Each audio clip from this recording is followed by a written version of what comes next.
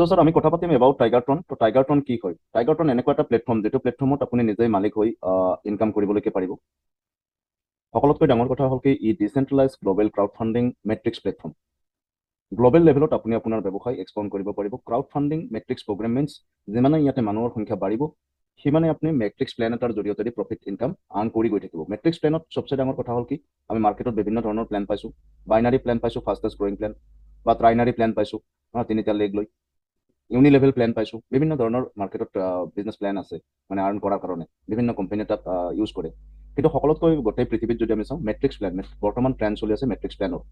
কাৰণ মেট্ৰিক্স প্লেনত কি হয় কোনো ধৰণৰ টাৰ্মছ এণ্ড কণ্ডিশ্যন বা ক্ৰাইটেৰিয়া নাথাকে আৰু তাত ইনকামটো কৰিলেও আহে নকৰিলেও আহে। আচ্ছা এই বিষয়ে বাৰু পিছত কথা পাতিম। তো টাইগাৰট্ৰন গ্ল'বেল কমিউনিটি বিল্ডিং প্ৰগ্ৰেম হয় আৰু যিটো প্ৰগ্ৰেম কমপ্লিটলি ট্ৰান্সকেনৰ ওপৰত আছে। পৃথিৱীত আজি সকলোৱে ব্লকচেনৰ বিষয়ে জানে। গভৰ্ণমেণ্টও ব্লকচেনৰ ওপৰত বিভিন্ন ধৰণৰ অলৰেডি প্ৰজেক্টবিলাক আপলোড কৰি আছে কাৰণ 1000% সুৰক্ষিত টেকনলজিৰ ভিতৰত বৰ্তমান ব্লকচেন টেকনলজিটো হয়। ব্লেক এণ্ড হোৱাইট আগতে আছিলে কেনেকুৱা চাৰ্ভাৰ ৰিলেটেড আছিলে, তো ইয়াত চাৰ্ভাৰৰ লগত কথা নাই। ইয়াত পৃথিৱীত প্ৰতিটো ইণ্টাৰনেট চলা device computer Android phone iPhone যিমান আছে গোটেই ৱৰ্ল্ডত প্ৰতিটোতে ডাটাবিলাক ষ্ট'ৰ হয় আৰু সেইটোৱে ব্লকচেন হয় যি 1000% চিকিউৰ। একবাৰ ব্লকচেনত ডিপ্লয় কৰাৰ পিছত ডিলেট কাৰেকশ্যন কৰা পচিবল নহয়। য'ত পৃথিৱীত 28,000 প্লাছ ব্লকচেন আছে তাৰে ভিতৰত ট্ৰান্সকেন টপ ব্লকচেন হয়। এই বিষয়ে আমি পিছলৈকে আহি আছোঁ নেক্সট শ্লাইডত। তো ছাৰ আহক আমি নেক্সট পেজলৈকে যাম। তো নেক্সট পেজত মই সেই একেটা কথা যে টাইগাৰট্ৰন হৈছে ফাৰ্ষ্ট ইক'চিষ্টেম ট্ৰান্সকেনৰ ওপৰত নেক্সট ইক'চিষ্টেম আৰু নাই। ঠিক আছে, তো হোৱাট ইজ ট্ৰান্সকেন এই বিষয়েও আমি আহিম। ই 100% ডিচেন্ট্ৰেলাইজ। 100% ডিচেন্ট্ৰেলাইজ মিনছ কি এই বিষয়েও আমি কথা পাতিম। তাৰ টাইগাৰট্ৰন কোনো কোম্পানী নহয়। ঠিক আছে, কোম্পানীত কি হয় কিছু মানুহ কিছু এডমিন থাকে, এম ডি থাকে হয়নে। তাত ক্লজিং আছে। আপুনি আপোনাৰ প্ৰফিট ল'বলৈকে উইথড্ৰল ৰিকুৱেষ্ট পঠাব লাগিব, কোনোবাই এপ্ৰুভ কৰিব, চ' আপোনাৰ ওচৰত আহিব আৰু এপ্ৰুভ নকৰিলে আপোনাৰ ওচৰত নাহে। ইয়াত পে আউট চিষ্টেম বুলি কোনো চিষ্টেম নাই যে মাহৰ মূৰলৈকে বা 15 দিনলৈকে আমি ৰখিব লাগিব প্ৰফিটখিনি মানে নিজৰ একাউণ্টছত পোৱাৰ কাৰণে। এনেকুৱা কোনো চিষ্টেম নাই। টাইগাৰট্ৰনৰ 100% ডিচেন্ট্ৰেলাইজ। যি মুহূৰ্তত ব্লকচেনত ডিপ্লয় কৰিছিল টাইগাৰট্ৰন সেই মুহূৰ্তত ইয়াত মালিকী স্বত্বটো বিতৰণ হৈ গৈছে। যিয়ে পাৰ্টিচিপেট এই প্ৰগ্ৰেমটোত কৰিব আৰু তেওঁৱেই অনাৰ হৈ পৰিব গ্ল'বেল লেভেলত। তো এই বিষয়েও আকৌ ডিটেইলছত কথা আমি আহিম। ডিচেন্ট্ৰেলাইজ মিনছ কোনো চেণ্টাৰ পইণ্ট নাই, চেণ্ট্ৰেল বডি নাই যে কণ্ট্ৰল কৰিব চিষ্টেমটো, ডিলেট কাৰেকশ্যন। ঠিক আছে, এইটো জানে আপুনি। নেক্সট আছে 100% ট্ৰান্সপাৰেণ্ট। 100% ট্ৰান্সপাৰেণ্ট মানে আমি যিকোনো এটা কোম্পানী বা যিকোনো এটা মানে প্লেটফৰ্মত কাম কৰিলে আমি আমাৰ সন্মুখৰ ওপৰৰজন ব্যক্তিয়ে যদি কৈ দিয়ে মই 10 লাখ কামাইছোঁ আজি, আমি মানিবলৈকে বাধ্য। কিয় না তেওঁৰ একাউণ্টছ খুলি চাব পাৰোঁ বেংকৰ, না তেওঁৰ ৱালেটটো আইডিটো খুলি চাব পাৰোঁ। এইটো পচিবল নহয়। ইয়াত কোনেও কাকো মিছা ক'ব নোৱাৰে। কিয় 100%ৰ 100%ে আপোনাৰ সন্মুখত আপুনি নিজে আপোনাৰ গুগলত যাই চাৰ্চ কৰি চেক কৰি ল'ব পাৰে। 100% ট্ৰান্সপাৰেণ্টৰ মিনিংটো অন্য এটা হ'ল স্বচ্ছ। 100% স্বচ্ছ হয়। ইয়াত কোনেও লোক ঢাক কোনো ধৰণৰ নাথাকে, যিহেতু আপুনি নিজে অনাৰ, সকলোখিনি আপোনাৰ কণ্ট্ৰলতে থাকিব। নেক্সট আছে sir 100% verified smart connect. Verified smart connect কি? যেতিয়া এটা আমি ছফ্টৱেৰ বনাই পিনে ছফ্টৱেৰটো আমি কোনোবা জেগা এটাত মানে কি পাব্লিছ কৰাৰ কাৰণে পাব্লিকে যাতে চাৰ্চ কৰি পায় তাৰ বাবে আমি ৱেবছাইটত দিবলগীয়া হয়, তেতিয়া ডমেইন আৰু হষ্টিঙৰ প্ৰয়োজন হয়। ঠিক তেনেকুৱাকে কোনো এটা চিষ্টেম যদি ব্লকচেন টেকনলজিত দিব লগা হয় তেতিয়া হ'ল স্মাৰ্ট কণ্টেক্টৰ প্ৰয়োজন হয়। তাত কোনো ডমেইন হষ্টিং নাথাকে। নেক্সট আছে sir 100% safe and secure platform. 100% safe and secure. Second পাৰ্টিক যদি ফাণ্ড দিয়া যায় ছাৰ, সেই ফাণ্ডটো আপুনি পাব পাৰে নাপাব পাৰে, সেইটো চিকিউৰ্ড নহয়। কিন্তু ইয়াতে কি আছে, ইয়াতে কোনেও কাকো পইচা দিবলগীয়া নাই, ফাণ্ড দিবলগীয়া নাই। ঠিক আছে। দ্বিতীয় কথা হ'ল 100% ছেফ। প্লেন চেঞ্জ নহয়, আপোনাৰ পেমেণ্ট উইদিন ছেকেণ্ড আপোনাৰ ৱালেটত আহিব। ঠিক আছে, কোনো অন্য ব্যক্তিৰ ওচৰত নাযায় বা কোনো এপ্ৰুভ কৰিবলগীয়া নাথাকে। 100% ছেফ হয়। ইয়াত লষ্ট হোৱাৰ কোনো স্কোপ নাথাকে বা নাই, যিহেতু নিজৰ মালিকী স্বত্বৰ আছে, কোনো ব্যক্তিৰ কণ্ট্ৰলত নাই। দ্বিতীয় আছে P2P ট্ৰেনজেকশ্যন চিষ্টেম। ইয়াত পে আউট চিষ্টেম নাই, P2P চিষ্টেম আছে। P2P means person two person. যেতিয়া আপুনি কোনো এজন ব্যক্তিক ৰেফাৰ কৰিব উইদিন ছেকেণ্ড তেওঁৰ ৱালেটৰ পৰা আপুনি পাব লগা প্ৰফিটটো আপোনাৰ ওচৰত পঠাই দিব টাইগাৰট্ৰন চিষ্টেমে। টাইগাৰট্ৰনত কোনো ৱালেট নাই। য'ত আপোনাৰ ট্ৰনটো নিউ পাৰ্চনজনৰ পৰা তেওঁলোকৰ ৱালেট যাব আৰু তেওঁলোকৰ ৱালেটৰ পৰা আপোনাৰ ৱালেটত তেওঁলোকে ট্ৰান্সফাৰ কৰিব। এনেকুৱা কোনো চিষ্টেম নাই। P2P হ'ল কি নিউ পাৰ্চনজনৰ পৰাই ডাইৰেক্টলি আপোনাৰ তাতে আহি যাব আৰু সেই গোটেই কামখিনি অট'মেটিক ছফ্টৱেৰ বা ইক'চিষ্টেম টাইগাৰট্ৰনে মানে কি মেনেজ কৰে। তো টাইগাৰট্ৰন আছে ক'ত? ট্ৰান্সকেনত, মানে ট্ৰণৰ ব্লকচেনত আছে। এই বিষয়ে পিছলৈকে আহি আছোঁ। তো আহক অলপ আমি ব্লকচেনৰ বিষয়ে ডিছকাছ কৰোঁ।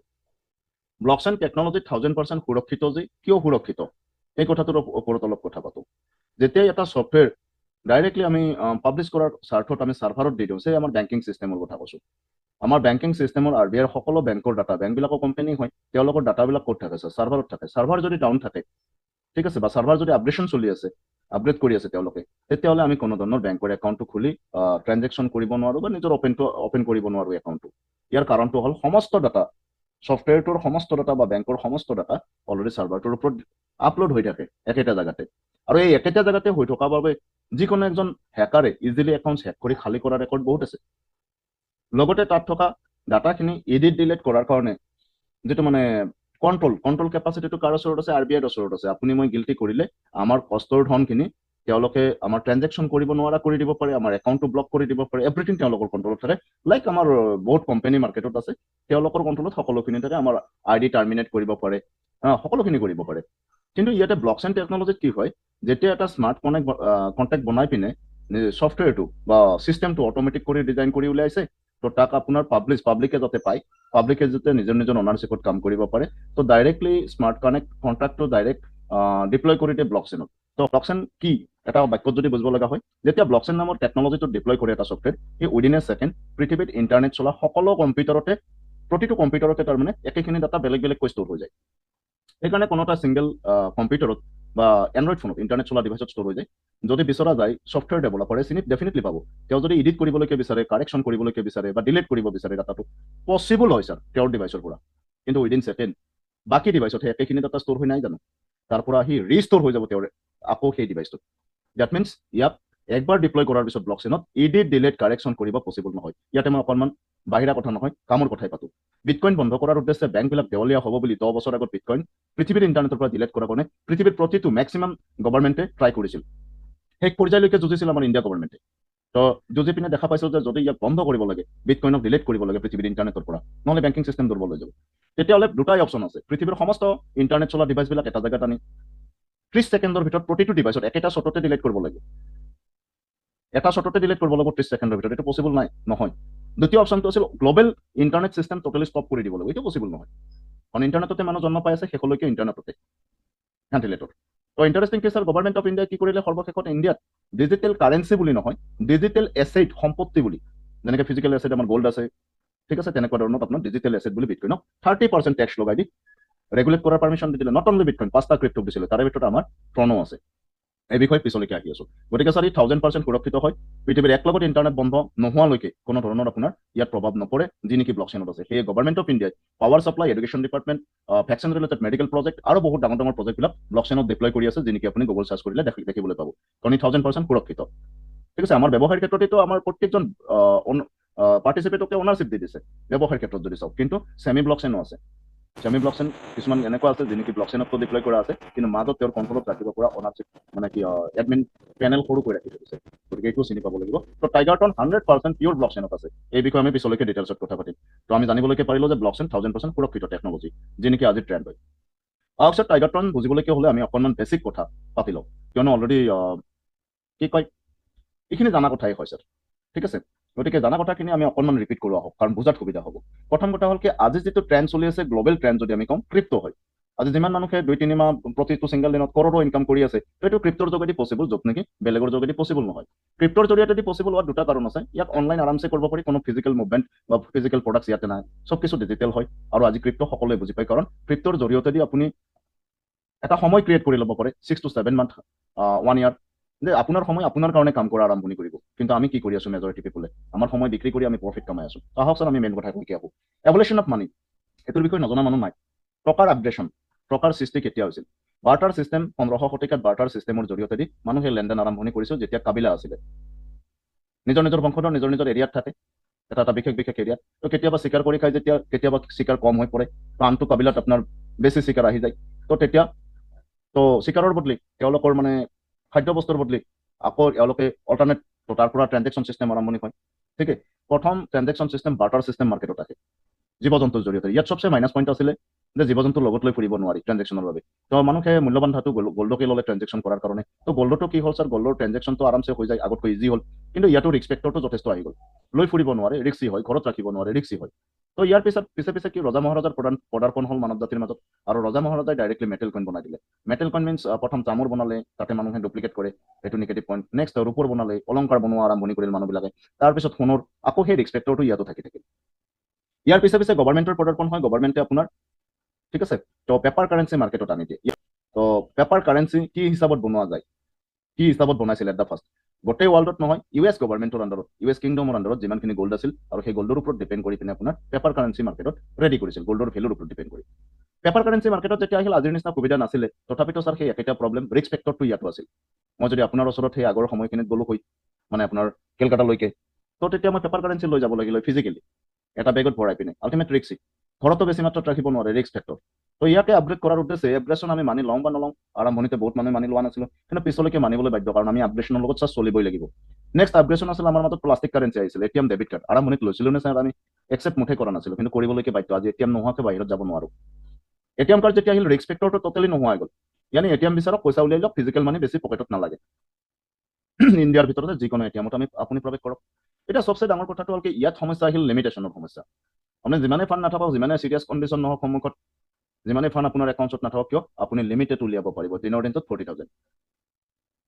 ঠিক আছে আল্টিমেট কি হ'ল ছাৰ ইয়াতে লিমিটেশ্যনৰ প্ৰব্লেম আহিল আৰু সেইটোক আপগ্ৰেড কৰাৰ উদ্দেশ্যে গভৰ্ণমেণ্টে কি কৰিলে ইলেক্ট্ৰনিক মানি ভাৰ্চুৱেল মানি আমাৰ মাজত আনি দিলে চুইচ চাব নোৱাৰো কিন্তু ট্ৰানজেকশ্যন হৈ যায় গুগল পে ফোন পে বেংকৰ এপছৰ কথাই কৈছোঁ মই ইয়াৰ জৰিয়তে যেতিয়া আমি ট্ৰানজেকশ্যন আৰম্ভণি কৰিলোঁ ছাৰ ইয়াত লিমিটটো কিছু বঢ়াই দিলে প্লাষ্টিক কাৰেঞ্চিতকৈ কিন্তু ইয়াত সমস্যাটো ডাঙৰ আহিল কি যে আমি অকল ইণ্ডিয়াৰ ভিতৰত চুকে কোণে আমি আমাৰ ঘৰত থাকি পৃথিৱীৰ মানে কি ভাৰতবৰ্ষৰ চুকে কোণে আমি ট্ৰানজেকশ্যন কৰিব পৰা হ'লো কিছু লিমিট বঢ়াই দিলে 5 লাখলৈকে বঢ়াই দিলে কিন্তু ইণ্টাৰেষ্টিং কি ছাৰ ইয়াত সমস্যাটো আহিল যেতিয়া ইণ্টাৰনেশ্যনেল ট্ৰানজেকশ্যনৰ কথা আহি যায় ইণ্টাৰনেশ্যনেল লেভেলত ট্ৰানজেকশ্যন আপুনি মই ডেফিনেটলি নকৰিম বুলিতো কোনো কথা নাই ল'ৰা ছোৱালী যদি বাহিৰত পৰিছে কৰিব লাগিব কিন্তু আমাৰ এগেইনষ্টত হিন্দুস্তান লিভাৰ বা আমি অন্যান্য যিমান কোম্পানী আমাৰ সন্মুখত আছে তেওঁলোকে ৰ মেটেৰিয়েল বিদেশৰ পৰাই মেক্সিমাম আনে টাটা কোম্পানীৰ কথা কওক হয়নে তো বিদেশৰ পৰা ৰ মেটেৰিয়েল অনাৰ ক্ষেত্ৰত যদি তেওঁলোকে মানে কি পেমেণ্ট কৰিব লগা হয় ডেফিনেটলি হাজাৰ হাজাৰ কোটি টকা তেওঁলোকৰ ট্ৰানজেকশ্যনৰ এমাউণ্টবিলাকো সৰু নহয় গুগল পে ফোন পে দি পাৰিবনে ছাৰ পচিবলে নহয় কিয় Indian rupees out of India নচলে USA ডলাৰ চলে যদি চাইনা টিয়ান চলে ইউৰোপত ইউৰো চলে তো বিভিন্ন দেশত বিভিন্ন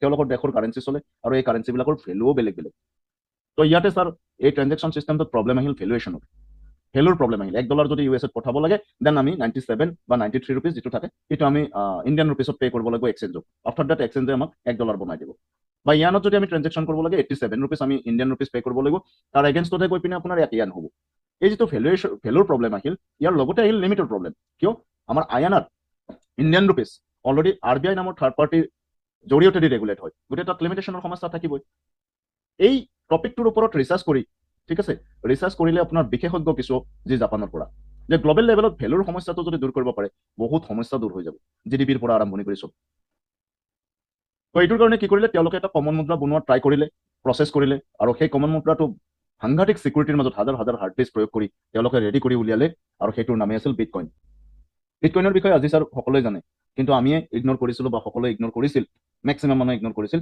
2009 চনত বিটকইন কি আহিলেতো কিন্তু আজি একচেপ্ট কৰিবলৈ বাধ্য ছাৰ কিয় এটা বিটকইনৰ ভেলু 1 crore প্লাছ আছে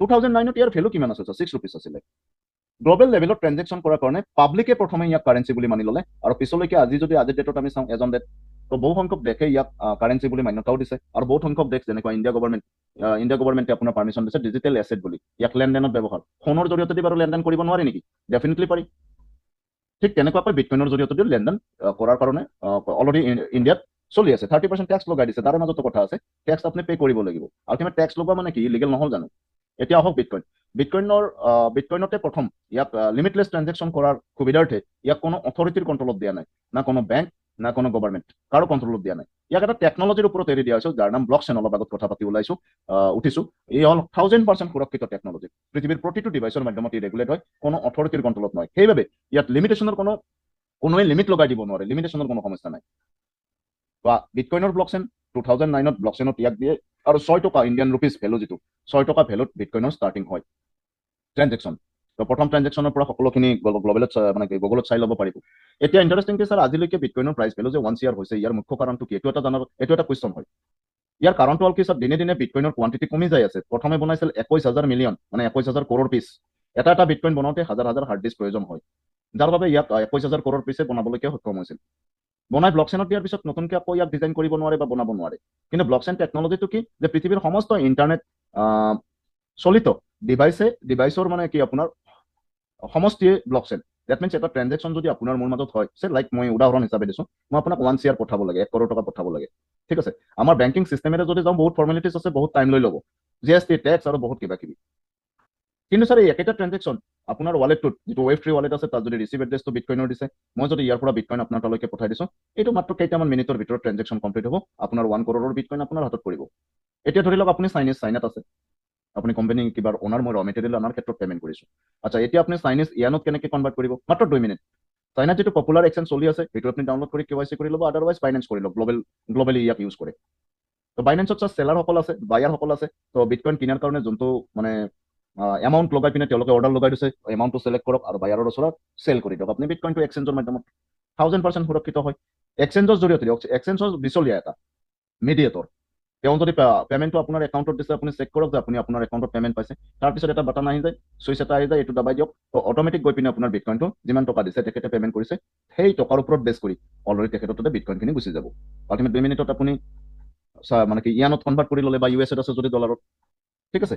তো সেয়ে বিটকইনৰ প্ৰচলন যথেষ্ট বাঢ়িল, ইউজাৰ যথেষ্ট বাঢ়ি আছে ডে বাই ডে। কিন্তু বিটকইন পৃথিৱীৰ প্ৰতিটো কম্পিউটাৰ, এণ্ড্ৰইড ফোন, আইফোনৰ মাজেৰে যিটো ট্ৰেঞ্জেকশ্যন আপোনাৰ মোৰ মাজত হ'ল আজি, এই ট্ৰেঞ্জেকশ্যনটো 200 বছৰ পিছতো আমাৰ জেনেৰেশ্যনে মানে চাব পাৰিব যদি চাই আজিৰ ডেটত কি ট্ৰেঞ্জেকশ্যন আপোনাৰ মোৰ মাজত হ'ল।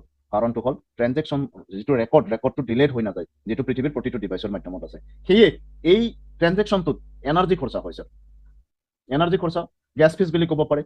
আৰু এই খৰচাটো ডিপেণ্ড কৰিব টাইমটোৰ ওপৰত, যে বিটকইনৰ আপোনাৰ মোৰ যিটো ট্ৰেঞ্জেকশ্যন ৱালেট টু ৱালেট, এই ট্ৰেঞ্জেকশ্যনটো স্যাৰ কিমান টাইমত হ'ল। তো আজিৰ তুলনাত বিটকইনৰ ব্লকচেইন ভেৰি শ্ল'। ইয়াৰ কাৰণটো হ'ল কি, এটা বিটকইনৰ ট্ৰেঞ্জেকশ্যন কমপ্লিট কৰোঁতে সময় লাগে মিনিমাম 10 মিনিট, মেক্সিমাম 1.5 ঘণ্টা সময়। ডেফিনেটলি তাত বাৰ্নিংটো যথেষ্ট হ'ব। দ্বিতীয় কথা, বিটকইনৰ ট্ৰেঞ্জেকশ্যন কৰিবলৈ কি গোটেই পৃথিৱীত যদি আমি চিন্তা কৰোঁ যে আমি 10-15টা ট্ৰেঞ্জেকশ্যন একেটা সময়ত কৰিম, নোৱাৰোঁ। মাত্ৰ 6টা ট্ৰেঞ্জেকশ্যন কৰিবলৈকে পাৰ্মিশ্যন দিয়ে বিটকইনৰ ব্লকচেইনে, কাৰণ সেইটোৱে ফাৰ্ষ্ট পৃথিৱীৰ ব্লকচেইন আছিল। আৰু দ্বিতীয় কথা হ'ল কি, ভেৰি শ্ল' আজিৰ তুলনাত, মাত্ৰ 6টা ট্ৰেঞ্জেকশ্যন কমপ্লিট কৰিব পাৰি, ইয়াতকৈ বেছি নহয়। দ্বিতীয়তে আহক এথৰিয়াম। এথৰিয়াম ইটালীৰ পৰা পাব্লিছ হৈছিলে 2015 চনত। ইণ্ডিয়ান ৰুপিজ হিচাপত 22 পইচা আছিল ইয়াৰ ভেলু, আৰু আজিৰ ডেটত 4 লাখ প্লাছ আছে। মাত্ৰ 10 বছৰত ইমানখিনি ইনক্ৰিজ, বিটকইনৰ 17 বছৰত হৈছে, কিন্তু এথৰিয়াম 10 বছৰত ইমানখিনি আহি গ'ল। 22 পইচা এটা কিমান লাখ গুণ ইনক্ৰিজ হৈছে ভাবকচোন, মাত্ৰ 10টা বছৰত। ইয়াৰ মুখ্য কাৰণটো হ'ল কি, এথৰিয়ামৰ যিটো ব্লকচেইন, যিটো এথাৰ কয়, ইয়াৰ ব্লকচেইনটো বিটকইনৰ ব্লকচেইনতকৈ ভেৰি ফাষ্ট। মাত্ৰ 25টা ট্ৰেঞ্জেকশ্যন গ্ল'বেল লেভেলত যদি চাই, একেটা সময়তে 25টা ট্ৰেঞ্জেকশ্যন কৰিব পৰা কেপাচিটি ইয়াৰ ব্লকচেইনত। দ্বিতীয়তে, এথৰিয়ামৰ জৰিয়তে যদি আপোনাৰ মোৰ ট্ৰেঞ্জেকশ্যনটো কমপ্লিট কৰিবলৈকে বিচাৰোঁ, মাত্ৰ 15 ছেকেণ্ডত কমপ্লিট হ'ব, 15 ছেকেণ্ডত। সেইবাবে ইয়াতে গেছ ফিজ ডেফিনেটলি মোৰ পৰা কম যাব, কাৰণ মই ফাণ্ডটো মই পঠাই আছোঁ আপোনাক। এনাৰ্জি খৰচাটো ডেফিনেটলি কম যাব, গতিকে ইয়াৰ ইউজাৰ বাঢ়ি গ'ল। সেয়ে আপোনাৰ যিমানে ইউজাৰ বাঢ়িছে, সিমানে আপোনাৰ এক্সচেঞ্জত ইয়াৰ কোৱান্টিটিটো ডেফিনেট কম হৈ গৈ আছে, যাৰ বিনিময়ত আপোনাৰ ইয়াৰ প্ৰাইচ ভেলুটো বাঢ়িছে। এইটো এটা ডাঙৰ বৃহৎ কুৱেশ্যন হয় যে ক্ৰিপ্টৰ দাম কিয় কমে, ক্ৰিপ্ট কাৰেঞ্চিক মানুহে আল্টু ফাল্টু বস্তু বুলি ভাবি থাকে, কিন্তু আচলতে হ'ল এইটো মানে যুগৰ পৰিৱৰ্তন আৰু এভলিউশ্যন অফ মানিৰ এটা পাৰ্ট। নেক্সট আহক স্যাৰ, আমি ট্ৰনলৈ কিয় কাম কৰি আছোঁ, আমি ট্ৰনৰ বিষয়ে কিয় কথা পাতি আছোঁ। আহক, পৃথিৱীৰ তৃতীয় ক্ৰিপ্ট ট্ৰন। একচুৱেলি ট্ৰন জেষ্টিনছন নামৰ এজন ব্যক্তিয়ে ৰেডি কৰিছিল চাইনাৰ পৰা। ইয়াৰ অন্য এটা নাম আছে, এই অন্য নামটো হ'ল TRX, আৰু এতিয়া তৃতীয় নামটো অলৰেডি গ্ল'বেল লেভেলত পাব্লিছ হৈছে, এইটো হ'ল second bitcoin. Tron second bitcoin হ'বলৈকে গৈ আছে। ইয়াৰ মুখ্য কাৰণটো মই ক'বলৈকে বিচাৰিম। তো ট্ৰন একচুৱেলি জেষ্টিনছনে বনাইছিল যে গেমিং এপছবিলাকত এজ এ টকেন ইউজ কৰাৰ কাৰণে, আৰু ইটো ৰিজনতে তেখেতে ইয়াত যিটো ব্লকচেইন বনাইছিল, আজি গোটেই পৃথিৱীত 28,000 প্লাছ ব্লকচেইন আছে, কাৰণ 28,000 প্লাছ ক্ৰিপ্ট আছে। আৰু এই 28,000 প্লাছ ব্লকচেইনৰ ভিতৰত ই অকণমান ডিফাৰেণ্ট হয়। ডিফাৰেণ্ট কেনেকুৱা? Very fast and very strong. Fast কেনেকৈ? যে ট্ৰনৰ জৰিয়তে যদি ট্ৰেঞ্জেকশ্যন কৰা যায়, মাত্ৰ 7 ছেকেণ্ডত ট্ৰেঞ্জেকশ্যন কমপ্লিট হয়। ডেট মিনছ এটা ৱালেটৰ পৰা আনটো ৱালেটলৈকে 7 ছেকেণ্ড সময় লাগে, যিমান কৰোৰ টকাৰে আপুনি ট্ৰেঞ্জেকশ্যন নকৰক কিয় ট্ৰনৰ মাধ্যমত। আৰু ট্ৰনটো পৃথিৱীৰ প্ৰতিটো এক্সচেঞ্জত বাই এণ্ড চেল হয়। ডেট মিনছ নিজৰ লোকেল কাৰেঞ্চিত কনভাৰ্ট কৰোঁতে 2 মিনিটো নালাগে, প্ৰতিটো এক্সচেঞ্জত ইয়াক বাই চেল কৰিব পাৰি। এতিয়া কথাটো হ'ল কি, ইয়াৰ যিটো 7 ছেকেণ্ডত ট্ৰেঞ্জেকশ্যন হয়, ডেট মিনছ ট্ৰেঞ্জেকশ্যন কৰোঁতাজনৰ পৰা গেছ ফিজ কিমান যাব? জিৰ'ৰ মাফিক, জিৰ'ৰ বৰাবৰ। গতিকে ডেফিনেটলি জিৰ'ৰ বৰাবৰ যিহেতু হয়, ইয়াৰ জৰিয়তে ট্ৰেঞ্জেকশ্যন কৰোঁতাৰ সংখ্যা বাঢ়িব। আৰু ইয়াতে প্লাছ পইণ্ট এটা আছে, ইয়াৰ ব্লকচেইনটো ইমানখিনি ষ্ট্ৰং, একেবাৰতে গোটেই পৃথিৱীত যদি একেটা সময়তে বিভিন্ন 2000টা কোম্পানীয়ে ট্ৰেঞ্জেকশ্যন কৰাৰ চেষ্টা কৰে বা চিন্তা কৰে, একেটা সময়তে এইটো পচিবল। য'ত নেকি 25টা ট্ৰেঞ্জেকশ্যন এথৰিয়ামত হয়, 26 নম্বৰটো কি হ'ব? কেঞ্চেল হৈ যাব। ইয়াত কোনো কেঞ্চেল হয়। কেঞ্চেল হ'লে কি হয় স্যাৰ? ইয়াতে গেছ ফিজটো কাটা যাব। ট্ৰেঞ্জেকশ্যনটো কেঞ্চেল হ'ল, কিন্তু ট্ৰেঞ্জেকশ্যন কৰাৰ কাৰণে যিটো এনাৰ্জি খৰচা আছিল, এইটো কাটা যাব, মানে এইটো খৰচা হৈয়ে যাব। কিন্তু ইয়াত কোনো তেনেধৰণৰ ৰিস্ক ফেক্টৰ আহি নপৰে, আৰু জিৰ'ৰ বৰাবৰে যায়, 2000টা ট্ৰেঞ্জেকশ্যন হয়। সেয়ে এলন মাস্কৰ নিচিনা ব্যক্তি, যি নেকি পৃথিৱীৰ চবচে ধনী ব্যক্তি আজিৰ ডেটত, তেখেতে 6 বছৰ ক্ৰিপ্ট জগতত কাম কৰি অলৰেডি পৃথিৱীৰ ৰিচ পাৰ্চন হিচাপে নিজক প্ৰতিষ্ঠা কৰিছে। কিহৰ ওপৰত? 6 বছৰ ক্ৰিপ্টৰ ওপৰত কাম কৰি। ডেট মিনছ ক্ৰিপ্ট নলেজ যথেষ্ট আছে। তো তেখেতৰ ফালৰ পৰাও এনাউন্সমেণ্ট এটা আজিৰ পৰা 72 ডেজ আগত অলৰেডি ওলাইছিল, টুইটাৰ যোগেও টুইট আছে, আপুনি গুগলত চাৰ্চ কৰিলে পাব, যে পৃথিৱীত দ্বিতীয় বিটকইন হ'ব যে আছে মাত্ৰ এটা বা দুটা বছৰৰ ভিতৰত, সেইটো হ'ল ট্ৰন। কাৰণ ইয়াৰ ব্লকচেন ভেৰি ফাষ্ট, ইয়াত বাৰ্নিং জিৰ'ৰ বৰাবৰ, গতিকে ডেফিনেটলি ইয়াত মিলিয়ন টু মিলিয়ন ইউজাৰ বাঢ়িব। এই ট্ৰন 2019 চনত মাত্ৰ 18 পইচাৰ পৰা ষ্টাৰ্ট হৈছিলে ইণ্ডিয়ান ৰুপিজ। ই ধীৰে ধীৰে 2024 চনৰ জানুৱাৰী মাহত 1 টকালৈকে আহে আৰু আজিৰ ডেটত 36, 37ৰ আশে পাশে আছে। গুগল প্ৰেডিকশ্যন অনুসৰি যদি তিনিটা কাৰেঞ্চিৰে আমি প্ৰেডিকশ্যন চাওঁ যে বিটকইন 2 কৰোৰ পাব, এইটো গুগলত যাই চাৰ্চ কৰি চাওক। 2026 চনত ডিচেম্বৰৰ আশে পাশে বা আগন্তুক 2 বছৰৰ ভিতৰত ই কমপ্লিটলি আপোনাৰ 2 কৰোৰ পাই যাব। তো দ্বিতীয় ক্ৰিপ্টো 30 লাখৰ ওপৰত যাব, তাত প্ৰেডিকশ্যনত পাই যাব গুগল পৃথিৱীৰ দ্বিতীয় গুৰু। আৰু একেধৰণে যদি আমি চাওঁ ট্ৰণৰ প্ৰেডিকশ্যন, তো ট্ৰণটো ডাইৰেক্টলি আপোনাৰ ছেকেণ্ড বিটকইন হ'ব বুলি জনাইছিলে। একচুৱেলি হ'ব লাগিছিল এথৰিয়াম, কিন্তু ট্ৰন হ'ব। গতিকে এতিয়া কুৱেশ্যন আহি গ'ল স্যাৰ, মেইন কুৱেশ্যনটো, ট্ৰন যদি আপুনি মই লৈ নাৰাখোঁ, বিটকইন বা এথৰিয়াম আমি সঠিক টাইমত জানিও লৈ নথয়, আজি পস্তাই আছো স্যাৰ। ভাবি চাওক, বিটকইন যদি 17 বছৰ আগত নালাগে, 10 বছৰ আগত আপুনি 1 লাখকে দুটা কিনি থলে হয়, আজি 2 কৰোৰ টকাৰ মানুহ। এথৰিয়াম যদি স্যাৰ, এথৰিয়ামটো 10 বছৰ হ'ল, আপুনি ডেফিনেটলি আৰম্ভণিতে পাইছিলে। যদি এটকা হওঁতেও কিছু কিনি থলো হয় আপুনি, মই নথলো, পস্তাইছো। কিন্তু এতিয়া এইটো গ্ল'বেল ট্ৰেণ্ড হৈ গৈছে ক্ৰিপ্টো, গতিকে আজি ট্ৰন যদি আমি লৈ নথওঁ, ডেফিনেটলি পস্তাম। কিন্তু স্যাৰ ট্ৰন যদি লৈ থওঁ, এই বিটকইন লোৱা ব্যক্তিসকলৰ নিচিনাই যিমানখিনি কিনিছে সিমানখিনিয়ে তেওঁলোকৰ বিটকইন বা এথৰিয়াম আছে ন ৱালেটত, যদি মাজতে বিকা নাই। যিমান কিনিছে সিমানেই আছে স্যাৰ।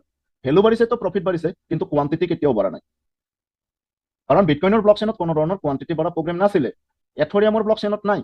আজি পৃথিৱীৰ কোনোটো ক্ৰিপ্টৰ ব্লকচেইনত এনেকুৱা প্ৰগ্ৰেম নাই যে আপুনি ফ্ৰী অফ কষ্ট ৰেজিষ্ট্ৰেশ্যন কৰিব, ৱালেটত চাম কোৱান্টিটিৰ আপুনি এথৰিয়াম লৈ বা সেই কাৰেঞ্চিটো লৈ আপোনাৰ কোৱান্টিটি ধীৰে ধীৰে বাঢ়ি গৈ থাকিব।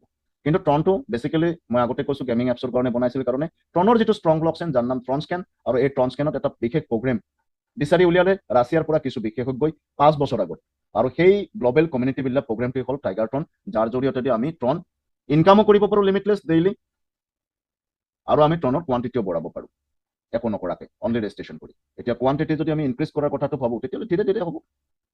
কোনোবাই চিষ্টেমত কাম কৰাৰ ওপৰত চিষ্টেমে আপোনাক দিব, ধীৰে ধীৰে দিব, এনে নহয় কালি পাব পৰহি পাব, এনেকুৱা নহয়। কিন্তু স্যাৰ যদি ইয়াতে ট্ৰনৰ আমি কোৱান্টিটি যিহেতু জানিছোঁ যে আগন্তুক মাত্ৰ 2026 ডিচেম্বৰলৈকে এটা ট্ৰনৰ ভেলু বহুত ডাঙৰ হ'বলৈকে যাই আছে, গতিকে ডেফিনেটলি স্যাৰ ট্ৰন যদি আমি ইনকাম কৰিব পাৰি, ডেফিনেট কৰিম, লিমিটলেছ ট্ৰন ইনকাম কৰিম আমি। গতিকে এতিয়া আপুনি চিন্তা কৰক, ট্ৰন আপুনি আপোনাৰ কাৰণে প্ৰয়োজন আছে নে নাই। ডেফিনেটলি ট্ৰন প্ৰয়োজন আছে, লৈ থোৱাটো অত্যন্ত আৱশ্যকীয়, নহ'লে 6 মাহ পিছতে নালাগে 2 মাহ পিছতে আমি হাই কৰিব লাগিব। এতিয়া আহক স্যাৰ ক্ৰিপ্টো জগতখনত আপোনাৰ ক্ৰিপ্টো ইনকাম কৰিবলৈকে, ক্ৰিপ্টো আজি টকাৰ সাগৰ হয়, অচিন অফ মানি বুলি কোৱা হয়, ঠিক আছে। তো ক্ৰিপ্টো জগতত আমি যদি ক্ৰিপ্টো ইনকাম কৰিব লাগে, যিকোনো crypto, not only Tron, bitcoin, Ethereum, এইবিলাক যদি আমি ইনকাম কৰিব লাগে, বা আমি অকল ট্ৰনৰ কথাই পাতো, ট্ৰন ইনকাম কৰিব লাগে, আমাৰ ওচৰত 3টা অপশ্যন আহে। প্ৰথমটো হ'ল ট্ৰেডিং স্যাৰ কোনো চিষ্টেম নহয়, ট্ৰেডিং এটা কোৰ্চ হয়। আপোনাৰ নলেজ, মোৰ নলেজ প্ৰপাৰ লাগিব, আৰু আমাৰ পৰ্টফলিঅ মানে ফাণ্ড যথেষ্ট লাগিব, ডাঙৰ ফাণ্ড লাগিব, তেতিয়াহে ট্ৰেডিঙত নামা ভাল। আৰু উইদাউট নলেজ যদি নামিছে, আপোনাৰ 100% নহয় 1000% ৰিস্ক আছে আপোনাৰ 2 ছেকেণ্ড 3 ছেকেণ্ডত ডুবি যোৱাৰ। কিন্তু ট্ৰেডিঙৰ জৰিয়তে নলেজ লৈ বহুত ডাঙৰ ফাণ্ড লৈ পেলাই বহুত মানুহে ডে বাই ডে ডাঙৰ ইনকামো কৰি আছে। ইয়াৰ বাবে আৰু এটা বস্তু লাগিব, চেক্ৰিফাইচ লাগিব, কি আপোনাৰ দিনৰ দিনটো কম্পিউটাৰৰ সন্মুখত বহি থাকিব লাগিব, যিটো আপোনাৰ মোৰ কাৰণে পচিবল নহয় স্যাৰ। গতিকে ৰিস্ক, কম্পিউটাৰৰ সন্মুখত বহি থকা টাইম দিব লাগিব, ইট মিনছ কোৰ্চটো শিকাওঁতে 2-3 বছৰ খেদাব লাগিব, এতিয়া আৰু ইমান টাইমো নাই, আমাক লাগে ডে বাই ডে ইনকাম। গতিকে স্যাৰ আমি যদি নেক্সট ষ্টেপটো চাওঁ, ক্ৰিপ্টো ইনকাম কৰা ইনভেষ্টমেণ্টত স্যাৰ কি আছে, বিটকইন 17 বছৰ আগত 6 টকা, 7 টকা, 25 টকা, 100 টকা কিনি ৰাখিছিলে, তেওঁলোকৰ পেচেণ্ট আছিল, ধৈৰ্য ধৰি আছে ৱেইট কৰি, আৰু তেওঁলোকে আজিৰ ডেটত আপোনাৰ 17 বছৰ পিছত তাৰ বহুত ডাঙৰ এমাউণ্ট হৈ গৈছে, ইয়ানি লাইফ তেওঁলোকৰ চেঞ্জ হৈ গৈছে 360 ডিগ্ৰী এংগেলত।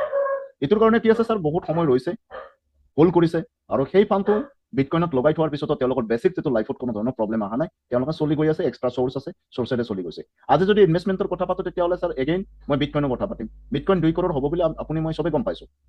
আজি বিটকইন যদি কিনিব লাগে, ধৰি লওক আপোনাৰ ওচৰত বা মোৰ ওচৰত ফাণ্ড আছে, আমি 1 কৰোৰ 14 লাখ টকা আজিৰ প্ৰাইচ আছে, আমি কিনি ল'লো বিটকইন এটা। কিছু সময় পিছত স্যাৰ, বা কালি ৰাতি বা আজি ৰাতি আমি চেক কৰি চালো, বিটকইনৰ প্ৰাইচ হাই হ'ল নে ল' হ'ল। কিবা কাৰণত পেণ্ডামিক চিটুৱেশ্যনতে আহিল, ভূমিকম্প হ'ল, বানপানী আহিল, বা যুদ্ধ লাগিল দেশত, কোনোবাটো দেশত, তো আমি দেখা পালো যে ৰাতি কি হৈছে, বিটকইনৰ প্ৰাইচটো নামি আহি 1 কৰোৰ পালেগৈ, মানে 14 লাখ আপোনাৰ লষ্ট হৈ আছে আল্টিমেট। এইখিনি সময়ত আপোনাৰ এই ইনভেষ্টমেণ্টৰ বিষয়ে যিজনে টিপছ দিছিলে বা জানে, তেখেতক ফোন কৰিলে, স্যাৰ কি কৰোঁ এতিয়া, মোৰ তো 14 লাখ মাইনাছ হৈ আছে, 1 কৰোৰ 14 লাখত কিনিছিলোঁ, এতিয়া 1 কৰোৰ হৈ গ'ল। তেতিয়া তেখেতে ক'ব আৰু ডাউনত যাব, বিটকইনৰ প্ৰাইচ আৰু ডাউনত যাব স্যাৰ, মানে আপুনি উলিয়াই লওক। কি কৰিলে, আপুনি 1 কৰোৰত চেল কৰি দিলে, আল্টিমেট কি হ'ল স্যাৰ, 14 লাখ লষ্ট হ'ল আপোনাৰ। আপুনি ৱেইট কৰিব লাগিব, ৱেইট কৰিব পাৰিব লাগিব স্যাৰ। আৰু এই ডাঙৰ ফাণ্ডটো যিটো আপুনি ইনভেষ্টমেণ্ট কৰিছে, বাই কৰি থৈছে বিটকইন, এইটো নহ'লেও যাতে আপুনি বেছিক লাইফটো আৰামছে চলি থাকিব পাৰে, এইটো ইনভেষ্টমেণ্টত আপোনাৰ মোৰ কাৰণে পচিবল নহয়, কাৰণ আমি ইনভেষ্ট কৰি ৱেইট কৰাৰ সময় আমাৰ ওচৰত নাই, আমাক ডে বাই ডে ৰেগুলাৰ ইনকাম লাগে। দেন য'ত নেকি ৰিস্ক ফেক্টৰ নাথাকে, এইটো হ'ল প্ৰজেক্ট। আপুনি টাইগাৰ ট্ৰনক স্যাৰ এটা প্ৰজেক্ট বুলি ল'ব পাৰে, ইয়াত কোনো ৰিস্ক ফেক্টৰ নাই, ইয়াত কোনো নলেজৰ আৱশ্যকতা নাই, যে আপোনাৰ নলেজ কম আছে, আপোনাৰ ডুবি যাব ফাণ্ডটো, নাযায় স্যাৰ, ডুবি নাযায়। নলেজ নহ'লে আপোনাৰ প্ৰফিট আহিব, ঠিক আছে। দ্বিতীয় কথাটো হ'ল কি ইয়াত দিনৰ দিনটো আপুনি কম্পিউটাৰৰ সন্মুখত বহি থকাৰ কোনো অত্যাৱশ্যকীয় বা আৱশ্যকীয় নহয়। আপুনি নবহিলেও অলৰেডি ইনকাম আহিব, এইটো এটা চিষ্টেম হয় স্যাৰ। এই চিষ্টেমটোত ইনকাম কৰিবই। আহক এই বিষয়ে ডিটেইলছত কথা পাতো। ইয়াত দুটাই ইনকাম আছে, non working level income 610% per recycling. Non working level income 610% per recycling. এই নন ৱৰ্কিং শব্দটো ইয়াতে এলাৰ্জি স্যাৰ, একদম চিধা চিধি কথা। আপুনি যেতিয়া এজন ব্যক্তিক নন ৱৰ্কিং শব্দটো কৈ পিনে প্ৰেজেণ্টেশ্যনটো দিয়ে, তেতিয়া তেখেতে একো নকৰাৰ কাৰণে প্ৰিপেয়াৰ হয় বা ৰেডি হয়, তেখেতে লগাই পিনে ফাণ্ডটো 610% ল'বলৈকে মানে কি আগবাঢ়ি আহে। তাৰমানে মই ক'ব বিচাৰিছোঁ এই এলাৰ্জি মিনছ নন ৱৰ্কিং শব্দটো নকয়, উইদাউট ৱৰ্কিং ইনক্ৰিজ হ'ব, এই শব্দটো লগাব পাৰিলে ইয়াত ভাল। আপুনি পিনা ট্ৰণটো কোৱান্টিটি বাঢ়ি বাঢ়ি গৈ থাকিব 610% পাৰ ৰিচাইকেলিং, যদি কিবা কাৰণত আপুনি কৰিব নোৱাৰে। এইটো আপোনাৰ মোৰ কাৰণে মানে ৱৰ্কিং পিপুলখিনিৰ কাৰণে কি ভাল যে স্যাৰ আমি চিয়'ৰ যে আমাৰ লগত অহা সেই প্ৰিন্সিপালজন প্ৰফেচৰজন বাই চান্স আমি কাক আনিম স্যাৰ, আমাৰ কলিগখিনিকে আনিম। বাই চান্স যদি তেওঁ একো কৰিব নোৱাৰে, তেওঁ যিটো ট্ৰন কিনিছিল বা যিখিনি ট্ৰন কিনি পেলাই ইয়াত ৰেজিষ্ট্ৰেশ্যন কৰিছিল, এই ট্ৰনখিনি ধীৰে ধীৰে হ'লেও 610% ইনক্ৰিজ হৈ প্ৰতিটো ৰিচাইকেলত পাই গৈ থাকিব। তেওঁ আমাক আঙুলি টুৱাই ক'ব কেতিয়াও নোৱাৰে যে ভাই মোৰ পইচাটো ডুবি গ'ল, ডুবা চান্স নাই। ইয়াত এনি পাৰ্টিচিপেণ্ট যিকোনো পাৰ্টিচিপেণ্টে অলৰেডি ইনকাম কৰিব যে কনফাৰ্ম, ইতিমধ্যে ট্ৰনৰ দাম বাঢ়ি আছে আৰু ইয়াতে ট্ৰনৰ কোৱান্টিটি বাঢ়ি আছে টাইগাৰ ট্ৰনৰ জৰিয়তে। গতিকে আমি ফুল কনফিডেন্সত যিকোনো কেটেগৰীৰ মানুহৰ লগত কথা পাতিব পাৰোঁ। সেয়ে মই বেংকৰ মেনেজাৰ প্লাছ আপোনাৰ ডক্টৰৰ লগত কথা পাতিছোঁ, প্ৰিন্সিপালৰ লগত কথা পাতিছোঁ, যি আজি একো নকৰিলেও তেওঁলোকৰ ইনক্ৰিজ হৈ যাই আছে ট্ৰনৰ কোৱান্টিটি, সেইপিনে ট্ৰনৰ দাম বাঢ়ি আছে স্যাৰ।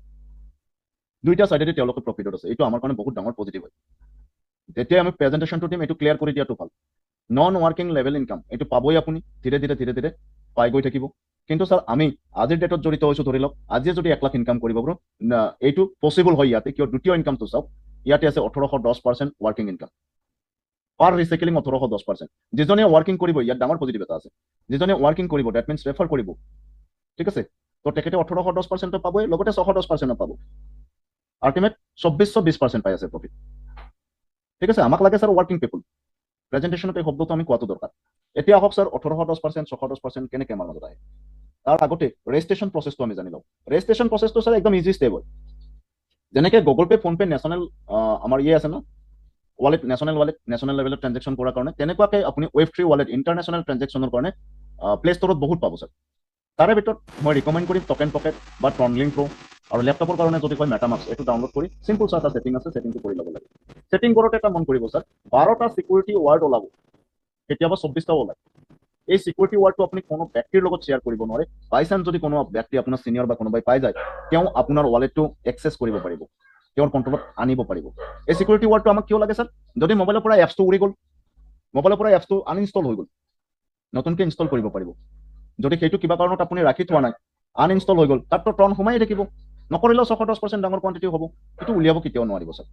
ৱেবছাইটত যায় আইডি নম্বৰটো যদি মনত আছে, ৱালেট নম্বৰটো, তো সেই ৱালেট নম্বৰ বা আইডি নম্বৰটো লগাই ৱেবছাইটত চাবহে পাৰিব, উলিয়াব নোৱাৰিব, কাৰণ এইটো এডমিন পেনেল হয়, এইটো ৱালেট হয়। এইটোদি কি কৰিব পাৰি? অমিতাভ বচ্চনৰ নিচিনা ব্যক্তিয়ে 400 কোটি টকা, ঠিক আছে, মই বহুত দিন আগৰ কথা, বহুত বছৰ আগৰ কথা কৈ আছোঁ, এতিয়াতো বহুত বাঢ়ি গৈছে, তো 3000 বিটকইন বনাই এনেকুৱা Web3 ৱালেটতে ৰাখিছে। এইটো ৱালেট কোনো মানুহৰ দ্বাৰা কণ্ট্ৰল নাই, ই ব্লকচেইনত আছে প্ৰপাৰলি। টকেন পকেটটো ট্ৰন স্কেনতে আছে, ট্ৰন স্কেনৰ মাধ্যমত ৰেগুলেট হয়। ট্ৰনলিং প্ৰ' ট্ৰন স্কেনত, এইটো আছে মেটামাস্ক, এইটো আছে আপোনাৰ BSC স্কেনত, মানে বিটকইনৰ ব্লকচেইনত। গতিকে স্যাৰ ইয়াত পৃথিৱীত ডিভাইচবিলাকে ৰেগুলেট কৰে, ইয়াত মানুহৰ দ্বাৰা ৰেগুলেট নহয়, সেই কাৰো কণ্ট্ৰলত নাই। প্ৰতিজন ব্যক্তিৰে 12টা শব্দ বা 24টা শব্দ যিটো ওলাই আহে, চিকিউৰিটি কি যিটো, সেইটো বেলেগ বেলেগ হয়, সেইটো কাৰো লগত কাৰোটো মেটচ নকৰে। তো চিম্পল ছেটিং আছে, ছেটিংটো শিকাৰ কাৰণে মোৰ ইউটিউব চেনেলটো ছাবস্ক্ৰাইব কৰি ল'লে, তাতে স্যাৰ অলৰেডি ভিডিঅ' আছে, আপুনি চাই ল'ব পাৰিব, আৰু ঘৰৰ মোবাইলটোত একবাৰ টেষ্ট কৰি লওক কেনেকৈ ছেটিং কৰে, চিম্পল হয়। এতিয়া নেক্সট আহক স্যাৰ, ছেটিং হৈ গ'ল আপোনাৰ ৱালেট, আপোনাৰ ডিভাইচত আহিল। ইয়াৰ পিছত আপুনি ৰেজিষ্ট্ৰেশ্যন কৰিব ট্ৰনৰ কোৱান্টিটি বাঢ়াৰ কাৰণে টাইগাৰ ট্ৰনত। ৰেজিষ্ট্ৰেশ্যন প্ৰচেছটো স্যাৰ আপুনি যদি কৰিব বিচাৰে 200 টনেৰেও হৈ যায়। কোনোবা ব্যক্তিৰ ফাণ্ড নাই, তো তেখেত 200 টনেৰেও এণ্ট্ৰি কৰিব, নিজৰ লাইফ চেঞ্জিং এই অপৰচুনিটিটো মিছ নকৰিব, ঠিক আছে। মানে মিনিমাম 200 দি ষ্টাৰ্ট কৰিব পাৰি, কিন্তু ইয়াৰ পৰা প্ৰফিট ডেফিনেটলি কম হ'ব, এইটো আপুনিও জানে, 200ৰ ওপৰত প্ৰফিট আহিব। তো ইয়াতে দুটা প্ৰফিট হ'ব।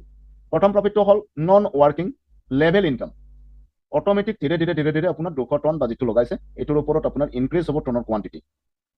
ইনক্ৰিজ হোৱাৰ কাৰণে আপুনি যেতিয়া 200 টন লগাব, এটা ষ্ট্ৰাকচাৰ পাব স্যাৰ ইনকামৰ, কোনো টাৰ্মছ এণ্ড কণ্ডিশ্যন নোহোৱাকৈ লেফ্ট টু ৰাইট এই ষ্ট্ৰাকচাৰটো ভৰি গৈ থাকিব, আৰু প্ৰতিটো লেভেলৰ পৰা লেভেল বোনাছ ট্ৰন আপুনি ইনকাম কৰি আছে। ডাইৰেক্টলি সেই ইনকাম কৰা ট্ৰন আপোনাৰ ৱালেটত যাই সোমাই যাব, ইয়াত কোনো উইথড্ৰল ৰিকুৱেষ্ট বা কোনো ব্যক্তিৰ কণ্ট্ৰল নাই। ইয়াৰ পিছে ৰেফাৰ কৰি আপুনি আজিকালি এফিলিয়েট চবতে আছে, এমেজনতো এফিলিয়েট কৰিব পাৰি, আপোনাৰ লিংকেৰে যদি কাৰোবাক কিনাব পাৰে কমিশ্যন পাব। তো ইয়াতে স্যাৰ কি আছে, যিহেতু আপোনাৰ ব্যক্তিগত ৱালেট, আপুনিয়ে মালিক স্যাৰ, আপুনি আন ব্যক্তিক ট্ৰন আৰু টাইগাৰ ট্ৰন এই দুটা সাপেক্ষে সঠিক নলেজ যদি শ্বেয়াৰ কৰে, দেন ইয়াৰ পৰা ৰেফাৰেল ইনকাম আপুনি পাব, লগতে লেভেল ইনকামটো থাকিব, মানে এইটো ৱৰ্কিং ইনকাম হয়। এইটো 1810% আছে। এতিয়া 200 টন লগাই পিনে যদি আপুনি কোৱান্টিটি বাঢ়াৰ কাৰণে হওক, আপোনাৰ নিজৰ মালিকী স্বত্বত এটা ব্যৱসায় গ্ল'বেল লেভেলত এক্সপাউণ্ড কৰাৰ কথা ভাবি আছে, without software, without admin panel, without location, online ঘৰৰ পৰা, দেন ছাৰ এইটো নিজৰ মালিকী স্বত্বত গ্ল'বেল লেভেলত কৰিব পাৰিব। এই 200 টনৰ লগত যিহেতু চিষ্টেমটো ব্লক চেনেৰে হ'ব, কমপ্লিটলি পিয়ৰ ব্লক চেনেৰে, মানে গেছ ফিজ অকণমান লাগিব। Gas fees up and down হয়। আমি 270টা টন পে' কৰিছিলোঁ যেতিয়া আমি ষ্টাৰ্ট কৰিছিলোঁ, তেতিয়া গেছ ফিজ বেছি আছিল, আৰু সময়ৰ লগে লগে gas fees up and down হৈ থাকে। ৰাইট নাও 230টা টন লৈ শুৰুৱাত কৰিব পাৰি। 30টা টনটো কি হ'ব ছাৰ? বাৰ্ণ হ'ব, কাৰণ চিষ্টেমটো আপুনি ব্লক চেনেৰে কৰি আছে প্ৰচেছটো।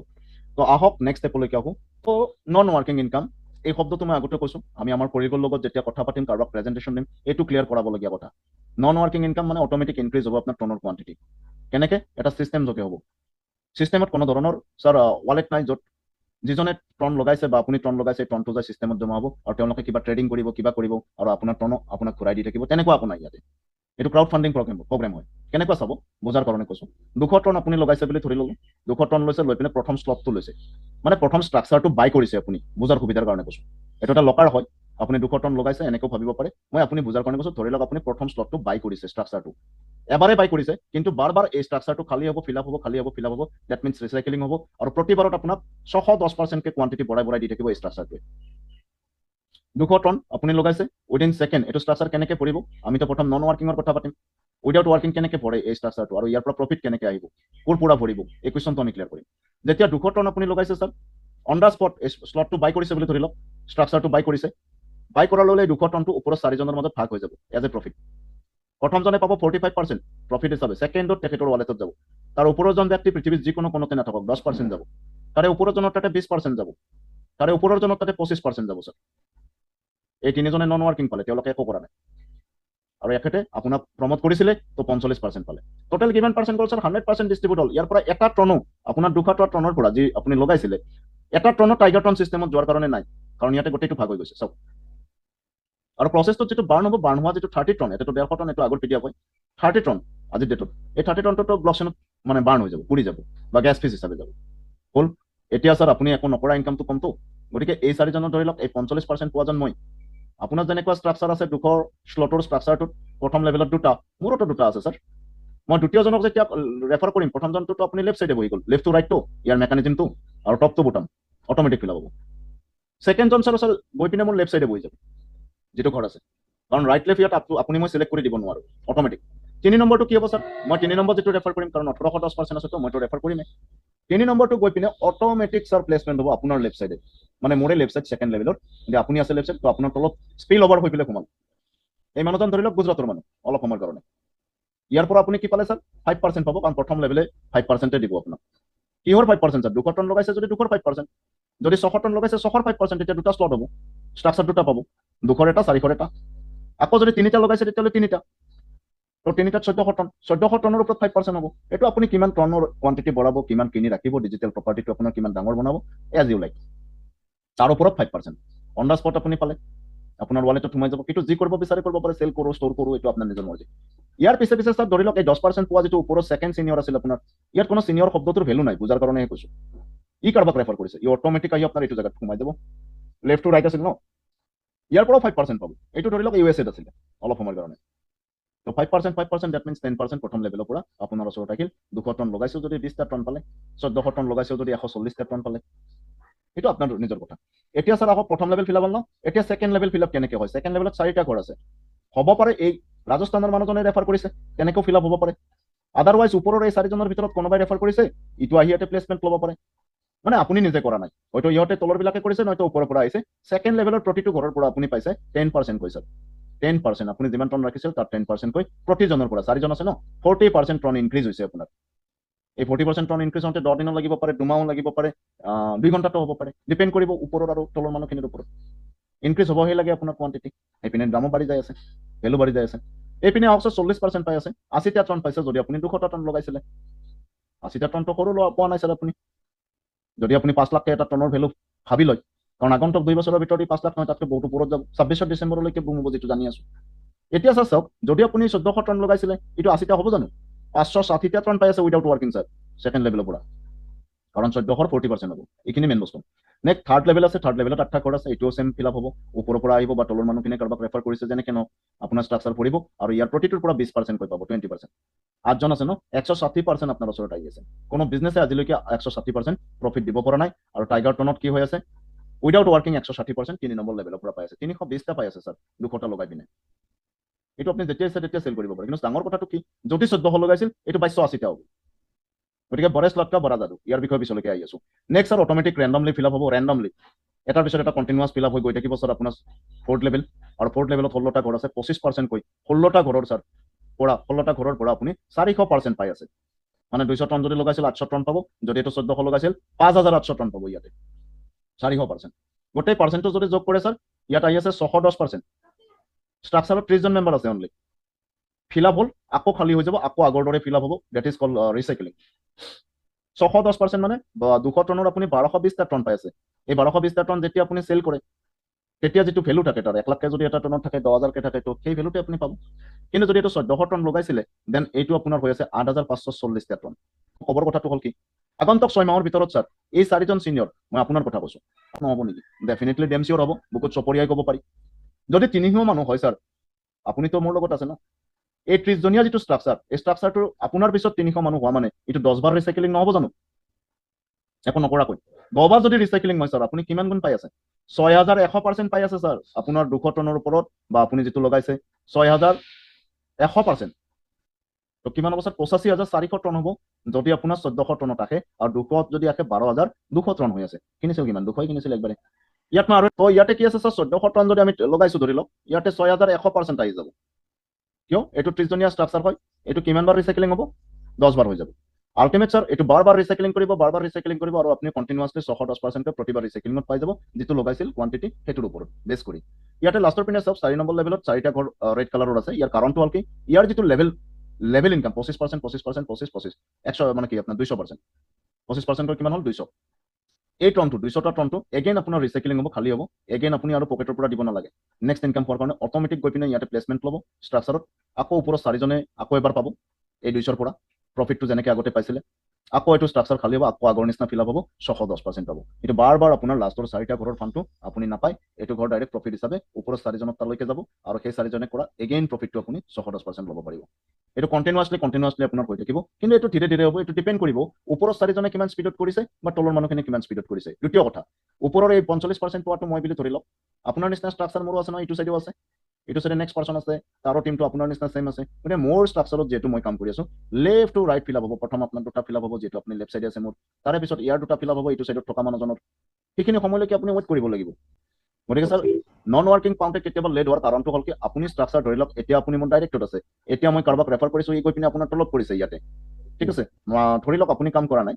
ইয়াতে তলত পৰিছে এইবাৰ মই যিমানে নকৰো কিয় এইটো ফিল আপ হ'ব এফালত দুটা ফিল আপ হ'ব তাৰে পিছত কৈহে ইয়াৰ তলত পৰিব ৱেইট কৰিব লাগিব গতিকে আজিলৈকে কাম নকৰাকৈ আৰবপতি হোৱা মানুহ নাই কিন্তু ইয়াতে সবচে ডাঙৰ পইণ্টটো হ'ল কি টাইগাৰ টন প্লেটফৰ্মত সবচে ডাঙৰ পইণ্টটো হ'ল কি এভৰি পাৰ্টিচিপেট ইয়াত কৰোড়পতি হ'ব যে ফিক্স এণ্ড ফাইনেল এইপিনে টনত দাম বাঢ়ি আছে এইপিনে আপোনাৰ কোৱান্টিটি বাঢ়ি আছে এইটো মই নন ৱৰ্কিং ৱাৰ্ডটো মই এগেইন ক'লো উইদাউট ৱৰ্কিং ইনক্ৰিজ হ'ব টন এই শব্দটো ব্যৱহাৰ কৰা আমি আৰম্ভণি কৰিব লাগিব শ্লাইডতো নন ৱৰ্কিঙে আছে তো 610% কৈ ইনক্ৰিজ হ'ব প্ৰতিটো ৰিচাইক্লিঙত কেনেকৈ আহিব মই অকণমান ইয়াত ৰিপিট কৰি দিছোঁ চাব এইটো 200 টন লৈ ৰেজিষ্ট্ৰেশ্যন আপুনি কৰাৰ লগে লগে ওপৰৰ 4জনে ৰেণ্ডমলি উইদিন ছেকেণ্ড পাই গ'ল 45% 10% 20% 25% এইবাৰ স্যাৰ এই 4জনৰ ভিতৰত ধৰি লওক প্ৰথমজনে ৰেফাৰ কৰিছে কাৰোবাক অট'মেটিক গৈ আপোনাৰ লেফ্ট চাইডত পৰি গ'ল মানে প্ৰথম ব্যক্তিজন 5% আপুনি ইয়াতে প্ৰফিট পাব নেক্সট এনেকৈ ফুৰিল ষ্ট্ৰাকচাৰটো দ্বিতীয় ঘৰত সোমাল ৰেণ্ডমলি কোনো টাৰ্মছ এণ্ড কণ্ডিশ্যন নাই এগেইন মই ৰিপিট কৰি দিছোঁ এইবাৰ তলৰজনে আপোনাৰ লেফ্ট চাইডৰজনে এজন ৰেফাৰ কৰিছিল তো আপোনাৰ ছেকেণ্ড লেভেলত আহি প্লেচমেণ্ট ল'লে এনেধৰণে আপোনাৰ কণ্টিনিউৱাছলি ওপৰৰ পৰা আহিছে ছেকেণ্ড লেভেলত প্লেচমেণ্ট ল'লে নেক্সট ওপৰৰ পৰা আহিছে আকৌ ছেকেণ্ড লেভেলত আপোনাৰ 3 নম্বৰ ঘৰটো প্লেচমেণ্ট ল'লে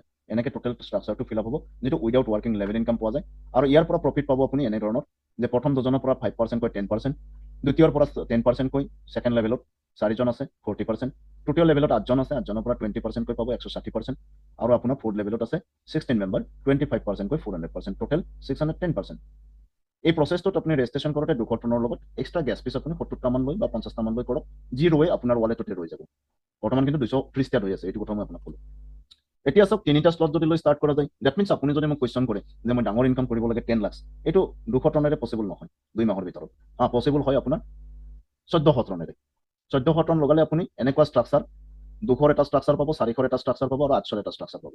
30জনীয়া ষ্ট্ৰাকচাৰ, ইনকাম ষ্ট্ৰাকচাৰ। তো ইয়াত প্ৰফিট কি হ'ব, যেতিয়া আপুনি তিনিটা ল'ব, আপোনাৰ সন্মুখৰ ব্যক্তিজনক আপুনি যেতিয়া দেখাব, আপোনাৰ ৱালেট নোচোৱাকৈ তেখেতে ষ্টাৰ্ট নকৰে, এইটো হিউমেন নেচাৰ হয়। যেতিয়া দেখা পাব যে শইকীয়া ছাৰে অলৰেডি 1400 টন লৈছে, ডেফিনেটলি তেখেতে 1400 টন ল'ব। 1400 টন লৈ যেতিয়া ষ্টাৰ্ট কৰিব ছাৰ, আপোনাৰ 200ৰ শ্লটটোতো কি হ'ব, প্ৰথম ঘৰত সোমাব, 400টোতো প্ৰথমত সোমাব আৰু 800টোৰো প্ৰথমত সোমাব প্ৰফিট, মানে তেখেতৰ প্লেচমেণ্ট। তো প্ৰফিট আহিব ছাৰ 200খনৰ পৰা 20টা টন আহিব, 400খনৰ পৰা একেটা সময়তে 40টা টন আৰু 800 যিটো শ্লট 3 নম্বৰ শ্লটৰ পৰা 80টা টন একেটা সময়তে। টোটেল মিলাই পিনে আপুনি এটা ডাঙৰ ফিগাৰ পাই আছে, হয়নে, 140টা টন পাই আছে। নেক্সট আপোনাৰ ছাৰ ছেকেণ্ড লেভেলত, ইয়াৰ পিছত যি মানুহ আহিব ছেকেণ্ড লেভেলত সোমাব, মই উইদাউট ৱাৰ্কিংটোৱে কৈ আছো। তো তেখেতো আপোনাৰ 3টা শ্লটতে আহিব। তো 3টা শ্লটত অহাৰ লগে লগে 3টা শ্লটৰ পৰা আপুনি ক্ৰমে 80, 160, 320, তো টোটেল আপুনি 560টা টন পাই আছে। ঠিক তেনেধৰণত আপোনাৰ থাৰ্ড লেভেলত যেতিয়া আহিব, থাৰ্ড লেভেলত প্ৰতিজনৰ পৰা, এইটো জনে প্ৰতি হয় এই ষ্ট্ৰাকচাৰটো। প্ৰথম লেভেলত 320টা, মানে প্ৰথম শ্লটৰ পৰা প্ৰফিট, দ্বিতীয় শ্লটৰ পৰা 640টা আৰু তৃতীয় শ্লটৰ পৰা 1280টা। ডেট মিনছ 2280টা টন আহি আছে ইয়াতে। নেক্সট টাইম থাৰ্ড লেভেলতো আপোনাৰ আহি আছে 5800টা টন প্ৰতিটো শ্লটৰ এগেইনষ্টত, প্ৰথমটোৰ পৰা 800টা, 1600, 3200 এনেকৈ পাব। টোটেল যদি মিলাই পিনে আপুনি চাই, 3টা শ্লট ধৰি লওক লৈছিলে, একবাৰে আপুনি 1400 টন কিনিছিল, আৰুতো লগাবলগীয়া নাই বা কিনিব লগা নাই, যদি নেক্সট শ্লটটো আপগ্ৰেড নকৰে, দেন ইয়াৰ পৰা আপুনি এটা ৰিচাইকেলিঙত পাই আছে উইদাউট ৱাৰ্কিং 8540টা টন। 8540টা টন কিন্তু ছাৰ আপুনি কিনিব লগা হ'লে বহুত ডাঙৰ এমাউণ্ট হয়, প্ৰায় 9 লাখ টকা আজিৰ ডেটত। কিন্তু ইণ্টাৰেষ্টিং কি আপোনাৰ ছাৰ, আপুনি 1400 কিনিছিল আৰু আপোনাৰ ৱালেটতে সেই ডিজিটেল সম্পত্তিটো আছে। আল্টিমেট আমাৰ ব্যৱসায়টো এটা মাটি কিনি পেলাই ঘৰ ভাড়া দিয়াৰ নিচিনা কথা। আপুনি এই ডিজিটেল প্ৰপাৰ্টিটো কিনি লৈছে, এইটো লাইফ টাইমৰ কাৰণে, জেনেৰেশ্যন টু জেনেৰেশ্যনৰ কাৰণে থাকি যাব। আৰু ইয়াত যিটো ঘৰ আপুনি ভাড়া লৈছিলে, 200 টনৰ ঘৰ ভাড়া লৈছিলে, এইটো এটা ৰুম ভাড়া, ধৰি লওক এইটো এটা ভাড়া ঘৰ, এইটো এটা ভাড়া ঘৰ, ইয়াৰ পৰা কণ্টিনিউৱাছলি আপুনি ইনকাম পায়ে গৈ থাকিব। 3টা শ্লট লোৱাৰ পিছত যদি মাহত 1 লাখ টকাও আহে উইদাউট ৱাৰ্কিং, কি বেয়া ছাৰ? কিন্তু ৱাৰ্কিংটো বহুত ডাঙৰ হয়। ৱাৰ্কিংটো আপুনি বুজি পাইছে কাৰণে ধীৰে ধীৰে ৱাৰ্কিঙত আপুনি আহিছে। ৱাৰ্কিং ফিগাৰটোত মাত্ৰ আমাৰ সময় 6 মাহ বা 1 বছৰ আমি যদি প্ৰপাৰলি কাম কৰোঁ, ইয়াৰ পিছত আমাৰ সময় আমাৰ কাৰণে ইউজ কৰিব পাৰিম, কাৰণ টকাই আমাৰ কাৰণে কাম কৰা আৰম্ভণি কৰি দিব। কাৰণ 1 বছৰৰ ভিতৰত টনৰ দাম আকাশচুম্বী স্কাই ৰকেট হৈ আছে ছাৰ। এতিয়া চাওক, আমি ৱাৰ্কিং ৰেফাৰেল ইনকাম চৰ্চৰ কথা পাতিম। ৰেফাৰেল এইটো 100% working platform sir, 100% working platform. আপুনি ৰেফাৰ যিমান কৰিব, প্ৰথম দুজন ইয়াতে প্লেচমেণ্ট ল'ব, নেক্সট ইয়াতে ল'ব, ইয়াতে ল'ব, ইয়াতে ল'ব, ইয়াতে ল'ব, তো ধীৰে ধীৰে আপোনাৰ second level, third level, fourth level feel up হ'ব। ইয়াতে প্ৰফিট কেনেকৈ পাব ৱাৰ্কিঙত, আপুনি ৰেফাৰ কৰাৰ পৰা 45% পাব প্ৰথমজনৰ পৰা, 5% লেভেল আৰু 40% ৰেফাৰেল, 45% অন দ্য স্পট। 200 লগাইছে যদি সন্মুখৰ পাৰ্টিটোৰ 200ৰ পৰা যিটো প্ৰফিট হয়, আপুনি 45%, আপোনাৰ তাতে 90টা টন আহিব। 90টা টন মানে আজিৰ ডেটত 3200 টকা। নেক্সট টাইম আপোনাৰ ছেকেণ্ডজন ৰেফাৰ কৰিছে, ইয়াৰ পৰা 45%, আল্টিমেট ছাৰ 2জনৰ পৰা 90% পাব।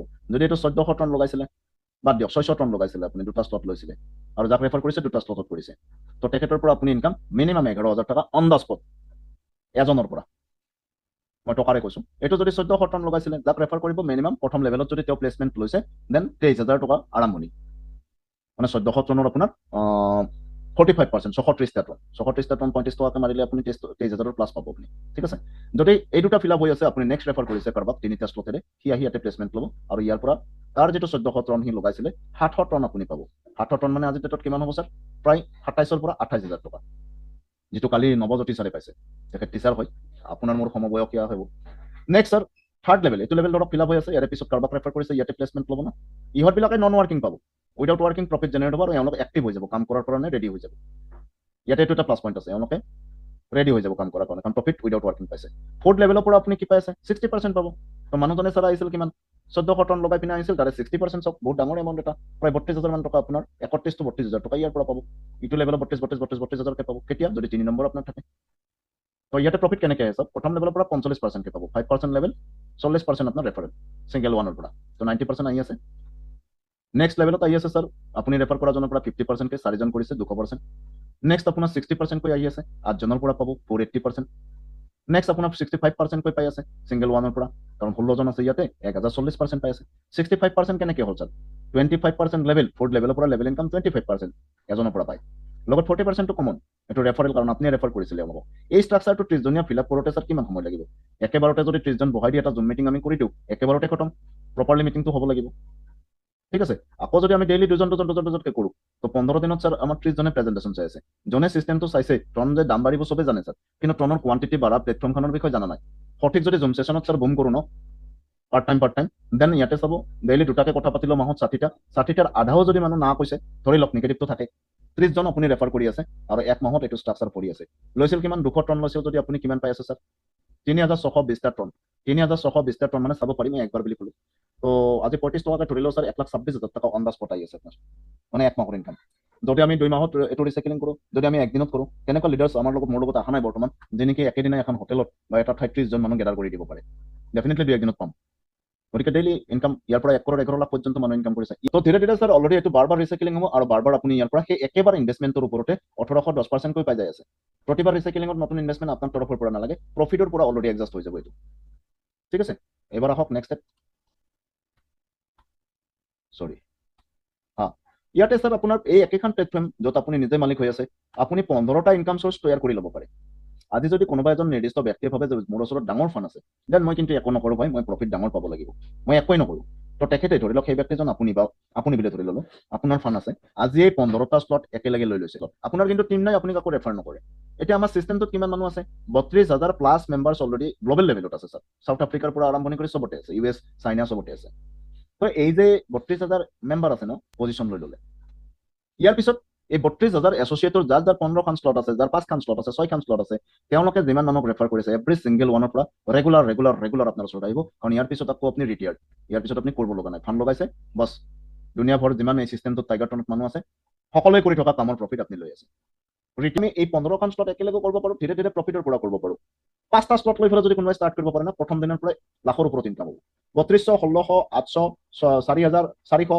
200 এই গোটেইকেইটা টন আপুনি 5খন স্লট লৈ যদি কৰিছে ডেফিনেট আপোনাৰ চিলেক্টেড পাৰ্চনে আপোনাৰ ৱালেটটো চোৱাৰ পিছত 5খনে ডিচাইড কৰিব আৰু 5খন স্লটত তেখেতৰ যিটো টন হ'ব তাৰে ওপৰত 45% পাই যদি স্যাৰ আপুনি প্ৰায় 3-4 লাখ এজনৰ পৰা পাইছে এইটো ৰেণ্ডমলি কৰিব পাৰে প্ৰফিটৰ পৰা আৰু একেলগেও কৰি প্ৰফিট আজিৰ পৰাই ল'ব পাৰে মোৰ যদি আজি পইচা ডাঙৰ পইচা থাকে মই এই গোটেইটো একেলগে লৈ ল'ম প্ৰফিট কি হ'ব গোটেই ৱৰ্ল্ডত টাইগাৰটন কমিউনিটিত যিমান মেম্বাৰ আছে চবৰে পৰাই প্ৰফিট কাম কাৰণ ইয়াতে চবৰে অনাৰ হয় নিজে নিজে অনাৰ আহি যাওক স্যাৰ এটা শব্দত যদি প্লেনটো বুজিব লাগে এইটো হয় প্ৰথম লেভেলৰ পৰা 5%কে পাব দুটা ঘৰ আছে দুটা ঘৰৰ পৰা আপুনি 10% পাব এইটো লেভেল বোনাছ উইদাউট ৱৰ্কিং যিটো দ্বিতীয়টোৰ পৰা 10%কে পাব ছেকেণ্ড লেভেলৰ পৰা জনে প্ৰতি এইটো লেভেল বোনাছ যিটো ইনক্ৰিজ হয় টন তো তৃতীয় লেভেলৰ পৰা 20% আৰু চতুৰ্থ লেভেলৰ পৰা 25% ছিংগল ওৱানৰ পৰা উইদাউট ৱৰ্কিং এইটো বাৰ আহিব বাৰ ফিল আপ হ'ব বাৰ খালি হ'ব আপোনাৰ ষ্ট্ৰাকচাৰ ধীৰে ধীৰে ধীৰে হ'ব ফাষ্ট হ'ব এইটো ডিপেণ্ড কৰিব আপোনাৰ ওপৰত চাৰিজনৰ কিমান স্পীডত কাম কৰি আছে নেক্সট আছে ৱৰ্কিঙত ডাঙৰ পইচা আছে 45% ফাৰ্ষ্ট লেভেলৰ পৰা প্ৰতিজনৰ ছেকেণ্ড লেভেলৰ প্ৰতিজনৰ পৰা 50% থাৰ্ড লেভেলত 60% কৈ আৰু 65% আছে ফ'ৰ্থ লেভেলৰ ছিংগল ওৱানৰ পৰা এতিয়া যদি তলৰ লাইনটো চাই টোটেল লেভেলত বিতৰণ হৈ আছে 60% যিসকলে কাম কৰা নাই তেওঁলোকৰ লেভেলটো পাই আছে আৰু 40% ৰেফাৰ কৰা জনে ব্যক্তিগতভাৱে পাই আছে তো দুটা মিলাই পিনে আপোনাৰ 100% ডিষ্ট্ৰিবিউট আছে এটা টনৰ যদি টাইগাৰটন চিষ্টেমত নাই স্যাৰ তো টাইগাৰটন চিষ্টেমত আপোনাৰ কি বুলি কয় পৰা আমি লছ হোৱাৰ কি চান্স আছে আমাৰ ফাণ্ডটো আমাৰ মাজতে বিতৰণ হৈ আছে গতিকে এতিয়া লছৰ কোনো কথাই নাই কোনো থাৰ্ড পাৰ্টিৰ ওচৰত ফাণ্ড এটা ফাণ্ডো জনাই এতিয়া আহক স্যাৰ ক'ৰ পৰা ল'লে ভাল হয় ইয়াতে কথাটো দেখুওৱা আছে 3টাৰ পৰা হ'লে বেটাৰ হয় ঘৰত পইচা প্ৰথম দিনাই নিব পাৰি কাৰণ 3টা আপুনি কৰিছে যদি আপোনাৰ ফ্ৰণ্টৰ মানুহজনে 3টা কৰিব দেন আপোনাৰ ওচৰত প্ৰফিট কিমান জেনেৰেট হ'ব মিনিমাম 23,000 যদি ফাৰ্ষ্ট লেভেল হয় ছেকেণ্ড লেভেল হ'লে আপোনাৰ 25,000 পৰা 28,000 ভিতৰত তো এইটো আপুনি কেলকুলেশ্যন আৰামছে কৰিব পাৰিব পাৰ্চেণ্টেজটো মাৰি দিলেই হ'ল বেছিক কুৱেশ্যন মানুহৰ হয় সঁচাকৈ এই চিষ্টেমটো 7 চিকিউৰ হয়নে ট্ৰান্সকেনত আছেনে আৰু সঁচাকৈ ইয়াতে যদি আমি এণ্ট্ৰি কৰোঁ বাই চান্স কিবা কৰিবও পৰা নাই তথাপিতো আমাৰ 610% কোৱান্টিটি বাঢ়িবনে এই বস্তুটো মাইণ্ডত আহে তো আমি টাইগাৰটন.io নিজৰ ব্ৰাউজাৰত যাই লগাম ক্ৰম ব্ৰাউজাৰত যাই এই পেজটো আমাৰ এণ্টাৰ পেজ আহিব ইয়াতে আমি ক্লিক কৰিম লগইনত এইটো দেখাব লাগে স্যাৰ আপুনি দেখুওৱা আৰম্ভণি কৰক ফ্ৰণ্টৰ মানুহজন এনেই আহিব তো ইয়াত লগইন কৰা দুটা অপশ্যন আছে আমি দ্বিতীয় অপশ্যনটো চাম ইয়াত লিখা আছে এণ্টাৰ TRX এড্ৰেছ অৰ ID আমি ID লগাম 27083 এইটো মনত ৰাখিব স্ক্ৰীনশ্বট ইয়াতে চাওক স্যাৰ 27083 পাৰ্টনাৰ কিমান আছে 0 ৰেফাৰেঞ্চ এটাও নাই স্যাৰ নিজা প্ৰফিট কিমান কামাইছে 3840 আহক কেলকুলেটৰ উলিয়াই কিমান কামাইছে স্যাৰ 3840 টন কামাইছে আজিৰ ডেটত কিমান আছে 35কে আমি কেলকুলেট কৰিলো প্ৰফিট কিমান পাইছে স্যাৰ উইদিন 7 মান্থ 1,34,400 আজি যদি সেল কৰে টনটো মানে টনখিনি আচ্ছা 150টা টন ঠিক আছে ইনটু 9 টকা কৈ কিনিছিলে তেখেতৰ এই ডিজিটেল প্ৰপাৰ্টিটো তেখেতে বাই কৰিছিল 13,950 টকাত এটাতো জিন্দগী ভৰ থাকিব ল'ৰা ছোৱালী দিনলৈকে তেখেতৰ এতিয়া ইণ্টাৰেষ্টিং কি ইয়াৰ ভেলু আজিৰ ডেটত কিমান আছে আজিৰ ডেটত যদি আমি ভেলু চাওঁ স্যাৰ 1550টা পূৰণ আপোনাৰ আজি আছে 35কে ধৰিলো 54,000 ইনক্ৰিজ কিমান হ'ল ভেলুটো স্যাৰ প্ৰপাৰ্টিৰ আমি 14,000 মাইনাছ কৰি দিলোঁ দিয়কচোন 40,000 টকা ইনক্ৰিজ হৈছে 7 মাহৰ ভিতৰত তেখেতৰ ৱালেটৰ ভেলু ডিজিটেল প্ৰপাৰ্টিৰ ভেলু আকৌ প্ৰফিট পাইছে 1,40,000 ওচৰত কি বেয়া কৰিছে এজনৰ ৰেফাৰ নকৰাকে এতিয়া মই ইয়াতে ডিটেইলছত যাম অকণমান ইয়াত চাওক স্যাৰ ভৰিছে যে ষ্ট্ৰাকচাৰবিলাক ইয়াত দুটা ঘৰ ভৰিছে মাত্ৰ 200 শ্লটটোত 400 শ্লটটোত মেক্সিমাম ষ্ট্ৰাকচাৰ ভৰিছে ৰিচাইকেলিং হ'বৰ হ'লে 800টো ৰিচাইক্লিং হ'ব মোটামুটি হ'লে স্যাৰ ইয়াতে এটা কুৱেশ্যন বনি যায় তো কিয় ইয়াতে দুটা হ'ল ইয়াতে বেছি হ'ল ইয়াৰ কাৰণটো হ'ল কি দুখৰ স্লটখন যি মুহূৰ্তত লৈছিলে ইয়াৰ 4জন চিনিয়ৰ তেওঁৰ ৱাৰ্কাৰ হৈছে তেওঁলোকৰ ৱাৰ্কিং শ্ল' চলি আছে বা কোনোবাই ৱাৰ্ক কৰা নাই কোনোবাজনে কৰিছে দুটা ভৰিছে তো প্ৰথম লেভেলত 5% দুখৰ ওপৰত পাই গৈছে কিন্তু তাৰে পিছে যেতিয়াই আপডেট কৰিছো 10 মিনিট 15 মিনিট পিছত 400 টনৰ স্লটখন ইয়াৰে 4জন চিনিয়ৰ লিডাৰ ৱাৰ্কাৰ হৈছে বেলেগকৈ এই 4জন এক্টিভ আছে সো এইটো ভেৰি ফাষ্ট মানে কি আপোনাৰ ফুলফিল হৈছে ইয়াৰে 4জন বেলেগ ঠিক আছে ইয়াতে ফুলফিল হৈছে আল্টিমেট স্যাৰ কি হৈছে টাইমৰ ওপৰতো ডিপেণ্ড কৰে চিষ্টেমটো চোৱাৰ পিছত যদি আপুনি ভেৰি ফাষ্ট ষ্টাৰ্ট কৰিছে তো বহুত ভাল তো এক লগত 3টা লৈছিল তথাপিতো তেখেতৰ প্ৰফিট বহুত বঢ়িয়া প্ৰফিট 3840 1,40,000 এই টনখিনি যদি আফটাৰ ডিচেম্বৰ চেল কৰে ন তেখেতে ইয়াৰ পৰা মোটামুটি 10-12 লাখ টকা পাই যাব কাৰণ আৰু টন বাঢ়িব এইবিলাকে কাম কৰি আছে নহয় এইবিলাকে কাম কৰি আছে ষ্ট্ৰাকচাৰ কৰি আছে পাই গৈ থাকিব উইদাউট ৱাৰ্কিং স্যাৰ জিন্দেগী ফৰ নহয় life time generation to generation এতিয়া সেইটো ইয়াতে য়েলো কালাৰৰ জৰিয়তে ফিল আপ হৈছে চাওকচোন এতিয়া কালাৰ ইণ্ডিকেটৰটো চাই লওক হোৱাইট কালাৰে কি বুজাইছে পাৰ্চনেল পাৰ্টনাৰ স্যাৰ তেওঁ যদি নিজে ৰেফাৰ কৰিলে হয় তো এই হোৱাইট কালাৰটো ইয়াতে হোৱাইট কালাৰ হৈ থাকিলে দ্বিতীয়টো আছে য়েলো কালাৰটো কি অভাৰফ্লো ফ্ৰম দ্য টপ ওপৰবিলাকে কৰিছে তো ওভাৰফ্লো হৈ আহিছে য়েলো কালাৰ হৈ আহিছে ইয়াতে য়েলো কালাৰে আছে সব next option overflow from the bottom यानी ইয়াত তলৰ মানুহখিনিয়ে যদি কাৰোবাক ৰেফাৰ কৰে ইয়াতে এইটো কালাৰ হ'ব এইটো কালাৰ আকৌ আছে partner ahead of its parent এইটো আফটাৰ ৰিচাইক্লিং হয় আপোনাৰ এই ষ্ট্ৰাকচাৰটো একবাৰ ভৰি যোৱাৰ পিছত আপুনি মোৰ ষ্ট্ৰাকচাৰত থাকিব নে নাথাকে মোৰ ষ্ট্ৰাকচাৰৰ পৰা ওলাই যাব নে নাযায় এইটো ডিপেণ্ড কৰিব আপোনাৰ ৰিচাইক্লিংটো কিমান ফাষ্ট হৈছে নেক্সট ৰিচাইক্লিঙত আপুনি এক্টিভ চিনিয়ৰ লিডাৰৰ লগত প্লেচমেণ্ট হৈ যাব মই যদি ডিএক্টিভ হৈ থাকো তো ই গৈ পিনে আপোনাৰ প্লেচমেণ্টটো গৈ পিনে এক্টিভত সোমাই যাব এইটো এটা বিৰাট ডাঙৰ প্লাছ পইণ্ট না ইয়াৰ কাৰণে এক পইচা আপুনি দিব লগা আছে নে কোনো টাৰ্মছ এণ্ড কণ্ডিশ্যন আছে নিজে যায় গৈ পিনে প্লেচমেণ্ট ল'ব এক্টিভ চিনিয়ৰ লিডাৰ যাৰ ৰিচাইক্লিং হৈ আছে আপোনাৰো ৰিচাইক্লিং হ'ল ৰিচাইক্লিং হোৱা ব্যক্তিজনৰ খালী ষ্ট্ৰাকচাৰত সোমাই যাব গতিকে আজি অসমৰ কথা কৈছো বা মোৰ কথা কৈছো মোৰ ষ্ট্ৰাকচাৰত মোৰ যিমান মানুহ আছে মোৰ টিমটোত ঠিক আছে সব কিছু আপোনাৰ ডাউনলাইন হৈ যাব যদি আপোনাৰ ভেৰি ফাষ্ট এক্সপাউণ্ড হয় ৰিচাইক্লিঙৰ পিছত এতিয়া আহক স্যাৰ এই দমদাৰ চিষ্টেমটো সঁচাকৈ মানে হেৰি হয়নে ছেভ এণ্ড চিকিউৰ্ড হয়নে এইটো কুৱেশ্যন বনি যায় তো এইটো কুৱেশ্যন মই ক্লিয়াৰ কৰিম আপোনাক ইয়াত চাওক স্মাৰ্ট কণ্টেক্ট ইনফিনিটি এক্স তলৰ লাইনটোত ক্লিক কৰি দিয়ক মোবাইলতো খুব ধুনীয়াকৈ আহে এইটো হ'ল স্মাৰ্ট কণ্টেক্ট ইয়াতে দেখিবলৈ পাব সঁচাকৈ ট্ৰনস্কেনত আছে নে এইটো চাওক স্যাৰ এইটো ট্ৰনস্কেন ট্ৰণৰ ব্লক চেন পৃথিৱীৰ চবচে strong and very fast block chain হয় ট্ৰনস্কেন ইয়াৰ বিষয়ে গুগলত চাৰ্চ কৰি চালে আপুনি ডিটেইলছত পাই যাব এতিয়া আহক ট্ৰনস্কেনত থকা চিষ্টেম ট্ৰনস্কেনে কাক ৰেগুলেট কৰে ট্ৰণক ৰেগুলেট কৰে স্যাৰ দ্বিতীয়তে ৰেগুলেট কৰি আছে টাইগাৰ ট্ৰনক এইটো চাওক টাইগাৰ ট্ৰন ট্ৰনস্কেনত থকা চিষ্টেম যিটো স্মাৰ্ট কণ্টেক্ট এইটো হ'ল টাইগাৰ ট্ৰন আচ্ছা টাইগাৰ ট্ৰনত এছেট যে নাই এটা ট্ৰনো যোৱা নাই এইটো $0 স্যাৰ আজি 5 বছৰ আগত ইয়াক বিচাৰি উলিয়াইছিল ৰাছিয়াৰ পৰা ঠিক আছে 5 বছৰ আগত ৰাছিয়াৰ পৰা বিচাৰি উলিয়াইছিল কিন্তু এতিয়ালৈকে প্ৰায় 75,000 ট্ৰানজেকশ্যন হৈ গ'ল কিন্তু ইয়াতে চাওক এটা ট্ৰনো জমা নাই দ্যাট মিনছ লষ্ট হোৱাৰ কোনো বা আমাক লুটি পুটি নিয়াৰ কোনো স্কোপ নাই ইয়াতে এইটো বুজাব বিচাৰিছোঁ নেক্সট আহক স্যাৰ ইয়াতে নেক্সটটো দেখাব বিচাৰিছোঁ মই ইয়াতে চাওক কণ্টেক্ট কোড নট ভেৰিফাইড এই পেজটো স্ক্ৰীনশ্বট দি পেলাই কোৱা মানুহ পাব কণ্টেক্ট কোড স্যাৰ ভেৰিফাইডে নাই দেখোন তো একচুৱেলি এইটো টপিক হয় আচল ৰিজাল্টটো ইয়াতে আছে sir proceed to verify and deploy the source code চাওক মই তাতে ক্লিক কৰিছোঁ আপুনি গোটেইটো পঢ়ি ল'ব একবাৰ ঘৰত প্ৰেক্টিছ কৰি ল'ব ইয়াত এটা লাইনে দেখাম মই